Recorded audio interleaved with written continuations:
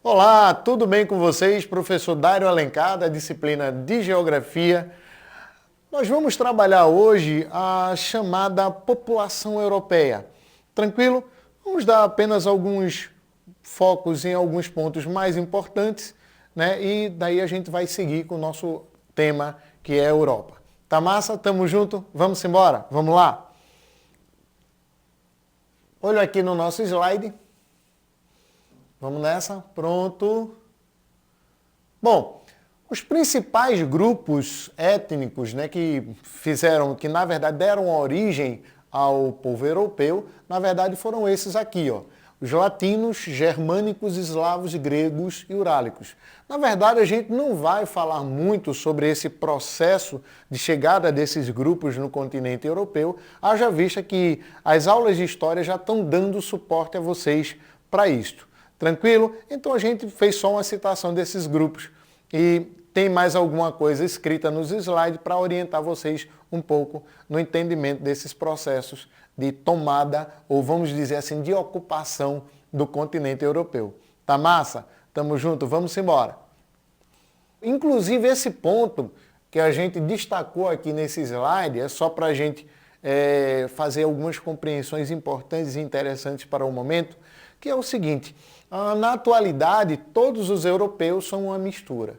Então, quando a gente destaca esse termo mistura aí, a gente está falando dos processos de miscigenação que aconteceram de diversos povos ali no espaço do continente europeu, que no final das contas dão significado a o que nós chamamos de europeu hoje.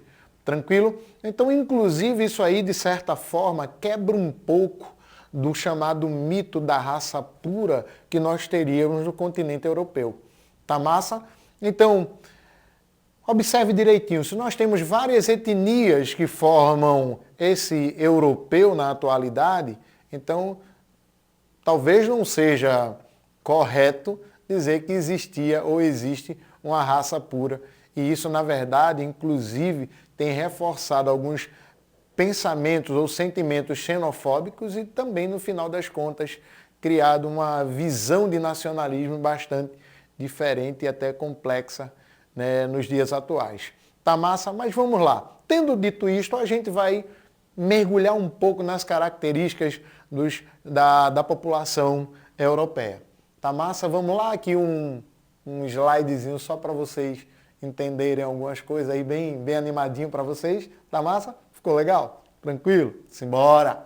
Bom, então a gente falava que a variedade de etnias existia na Europa desde a pré-história, com intensas migrações da Ásia, mas também do Oriente Médio, no período clássico grego e romano, e também até o tráfico, né, de escravos africanos também já existia. Tá massa, então, mais uma vez, reforçando aquela ideia do mito, né, que é, na verdade, o mito da questão da raça pura. Tranquilo? Vamos embora, para frente. Então, população europeia, características gerais. Então, a gente pode dizer que ela é distribuída de forma irregular no continente. E essa distribuição, foco aqui, por favor. Isso, show de bola, muito bom. Na verdade, essa distribuição irregular, ela fundamenta-se também na questão natural. Por exemplo, a gente viu lá na nossa aula sobre os aspectos naturais do continente europeu, que existem áreas da qual o continente é extremamente frio. De modo que a ocupação humana dessas áreas ela é realmente dificílima, né? E em alguns casos, a gente sabe que até quase, né, se não fosse a capacidade dos seres humanos de se adaptar em vários espaços, elas seriam naturalmente quase impossíveis. Ok? Então, segundo, baixa taxa de natalidade. A gente tem isso aí, principalmente é produto da questão da chamada escolaridade do europeu. A gente sabe que quanto mais escolarizado, menos filho as famílias têm. Certo? Isso por vários fatores, como por exemplo a questão do tempo de trabalho hoje, da jornada de trabalho. Hoje a mulher e o marido trabalham, né? Então, de modo que até a criação do filho ficou um pouco dificultada em função disso, né? A gente tem também a expectativa de vida elevada, que é um fator também tem uma relação direta com as questões econômicas, né? E predominantemente branca. A gente tem elevada escolaridade, que é aquilo que justifica uma série de outros fatores anteriores, outras características anteriores. Bem, então vamos nessa, né? Tamo junto, vamos embora. Então, essas resenhas no meu slide ficou legal pra caramba, mas vamos lá. Então, a gente tem agora um gráfico chamado pirâmide etária. A pirâmide etária trata-se de um gráfico que busca, na verdade, mostrar através de números e como está a distribuição da população em termos de idade e na relação entre homens e mulheres. Então isso aí é bem interessante porque esse gráfico ele consegue muitas vezes, no final das contas, até a gente consegue fazer diversas avaliações a partir dele, tá certo? Então tem informações sobre a população de determinada região, ok? Vocês também trabalharam muito isso, quem trabalhou bastante isso foi o professor Fábio nas aulas sobre população no 6º ano. Tá massa? Então vocês já estão bastante familiarizados com esse tema, então a gente vai passar um pouco adiante. Bom, aqui estão características dos tipos de pirâmides etárias, isso vocês estarão vendo na aula em casa, vocês verifiquem isso aí melhor, né? Isso fala sobre a questão da base, sobre a questão do meio, do topo, da pirâmide, como é que acontece e como cada um desses elementos são importantes para a interpretação desse gráfico. Ok? Vamos embora. Então, população europeia, aproximadamente mais de 738 milhões de habitantes, né? Isso representa em torno de 10,4% da população mundial. Esse crescimento da população ele é um crescimento modesto, né, em relação aos outros continentes, sobretudo após a Segunda Guerra Mundial. Isso também dá-se o fato de que a Europa já passou por sua transição demográfica, né?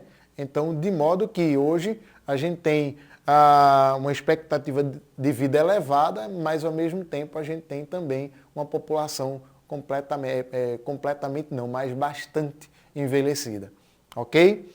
Vamos lá. E isso, no final das contas, essas características, elas contribuem para diversos fatores, como, por exemplo, a questão da economia, né? A questão da economia, como, por exemplo, questões de ordem política, social, como previdência, né? A gente tem também outros fatores, como, por exemplo, a substituição da mão de obra, né? A mão de obra vai sendo envelhecida, e aí quem é que vai substituir essa mão de obra que está se aposentando? Beleza? Então são esses fatores que são bastante interessantes de serem avaliados quando dá a observação da população europeia. Tá massa? Então, esse estágio a gente tem que, a gente já havia dito para vocês que a Europa passou por sua transição demográfica, né? Então, esse estágio corresponde às sociedades que alcançaram um bom nível de vida com elevado bem-estar social e econômico, ok? Então, vamos lá. Então, a gente passou para vocês diversas características da população europeia e essas características hoje elas repercutem também sobre o olhar do europeu sobre dois pontos que a gente vai estar trabalhando nas demais aulas com vocês, que é com relação à chamada migração. Então, como os processos migratórios para o continente europeu estão sendo vistos pelo europeu. Ok? Então vamos lá. Vamos finalizar nossa aula hoje com um desafio, como de sempre a gente faz, como sempre fazemos. Então, você sabe o total da população de Jaboatão dos Guararapes? Então, respondam aí. Tá beleza? Então, senhores, a nossa aula se encerra agora. Muito obrigado pela participação de vocês. Tamo junto. Vamos embora. Até o próximo encontro. Grande abraço.